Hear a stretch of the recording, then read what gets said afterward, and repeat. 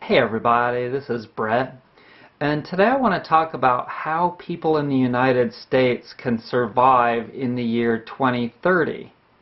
And I know it's only 2016, but what I'm doing here is projecting where we're going from basically analyzing the current situation and the different economies of the world, etc. And what we're seeing is that you've got a whole lot of people in Asia that are willing to work for a whole lot less money. And so a lot of jobs, regardless of the trade deals, etc., a whole lot of jobs that can be sourced out to those countries are going to be sourced out. And that moves a whole lot of money in their direction and creates balance. Whereas you have like this huge prosperity here in the past, and then just a whole lot of poor and downtrodden people over there. Now the balance is starting to shift. And this is how it's supposed to be. Okay? I mean, morally, this is how it's supposed to be. It's what is going to happen. That everyone around the world is going to get more and more of a degree of equality. So what can we do if we're used to all of this hoopla, yada, yada, yada, extra stuff that I've been telling you that you don't need to be happy, nor do you want a big toxic house full of chemicals and that takes too much fuel to heat it. It's totally illogical. Everything that goes with becoming more environmentally conscious, getting your thumb green and getting out in the yard and growing your own food, all of these things totally coincide, with surviving in the year 2030. Additionally, you see all of these various things that the government has tagged on to us that create more and more taxes and more limitations in regards to being able to create this beautiful natural house, like all the restrictions, the building codes, etc. All of those things cause a problem and force people to move out into the boonies. So if you've ever driven across this country and you've seen the thousands and thousands of acreage of land out there, and you've wondered, I wonder if anyone will live here in 50 or 100 years. Well, guess what?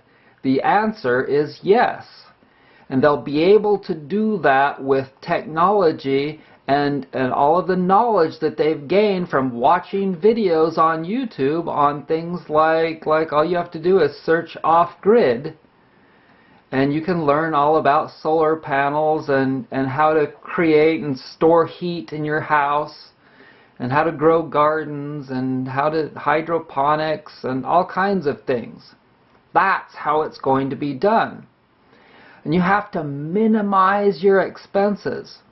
But as a part of all of these kinds of things that we're going to do, we have to clean out our bodies and we have to get used to a very peaceful situation.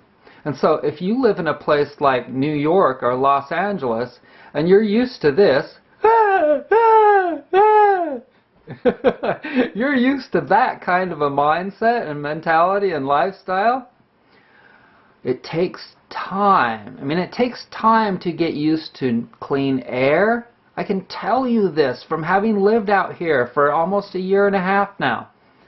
It's taken a whole lot of cleansing and a whole lot of mental changes for me to cool my jets.